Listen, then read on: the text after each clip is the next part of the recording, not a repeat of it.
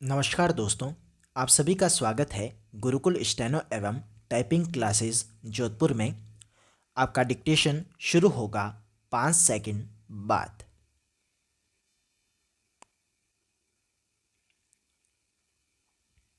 शुरू। सभापति महोदय, मैं गांव का रहने वाला हूं।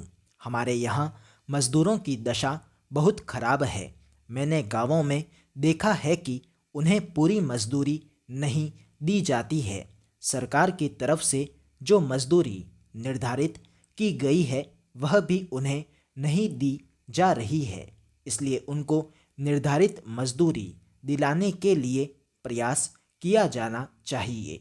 जो व्यक्ति मजदूरों को निर्धारित मजदूरी न दे उसके खिलाफ सख्त कार्रवाई की जानी चाहिए। अगर इस संबंध में कदम नहीं उठाया जाएगा तो जनता का भरोसा उठ जाएगा। आज हमारे देश के करोड़ों लोग ऐसी स्थिति में रहते हैं जिसमें कि उनको सही ढंग से भोजन नहीं मिलता, कपड़ा नहीं मिलता, औषधि नहीं मिलती और पढ़ाई का तो कोई प्रश्न ही नहीं है। उनके रहने के लिए मकान नहीं है। जहाँ इस प्रकार की व्यवस्था चल रही हो वहाँ पर समाज में शांति कैसे रह सकती है। यदि यही स्थिति रही तो एक दिन देश में लोकतंत्र खतरे में पड़ सकता है। जहाँ आज हम सामाजिक समानता अथवा राजनीतिक समानता की बात करते हैं वहाँ पर आर्थिक समानता के बारे में भी सोचना चाहिए। प्रत्येक व्यक्ति को उसकी आवश्यकता के अनुसार सही साधन मिलने चाहिए, उसे धन मिलना चाहिए। ऐसी व्यवस्था नहीं रहनी चाहिए कि वह अपने जीवन की आवश्यक वस्तुओं को भी न खरीद सके तथा अपने जीवन को सही ढंग से न चला सके। जहां आप आय पर सीमा लगाएं वहां खर्च पर भी आपको रोक लगानी चाहिए। यदि ऐसा न किया गया तो बड़े बड़े पूंजीपतियों के हाथ में पूंजी एकत्रित हो जाएगी और वे समाज को पूंजी के बल पर अपने दबाव में रखेंगे। पैरा। सभापति महोदय, वित्त मंत्री जी ने जो बिल पेश किया है मैं उसका समर्थन करता हूं। मुझे प्रसन्नता है कि इस बार गांवों के विकास की ओर भी ध्यान दिया गया है, लेकिन मैं यह भी चाहूँगा कि इसमें सार्वजनिक वितरण प्रणाली के बारे में उल्लेख होना चाहिए।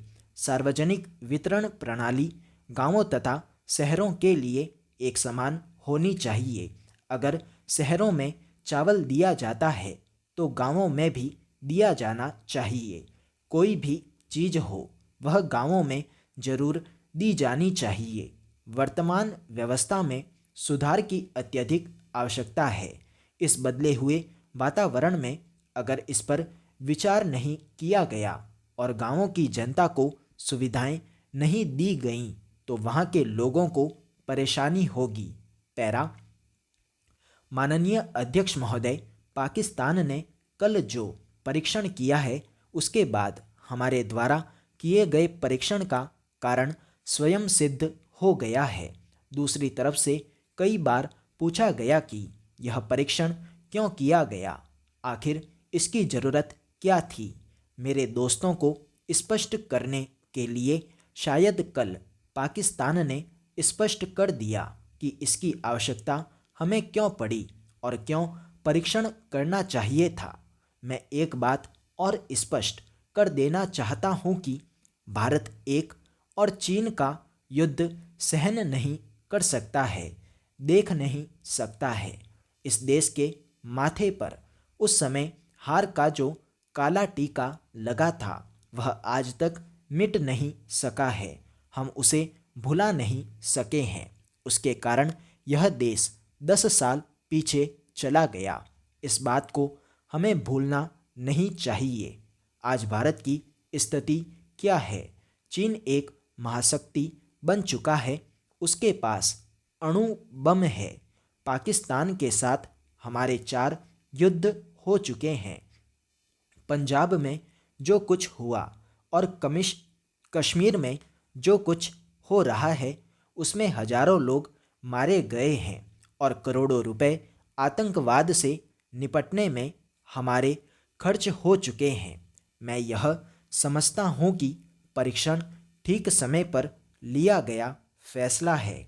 यह फैसला हमारी सुरक्षा को ध्यान में रखकर किया गया था। स्टॉप।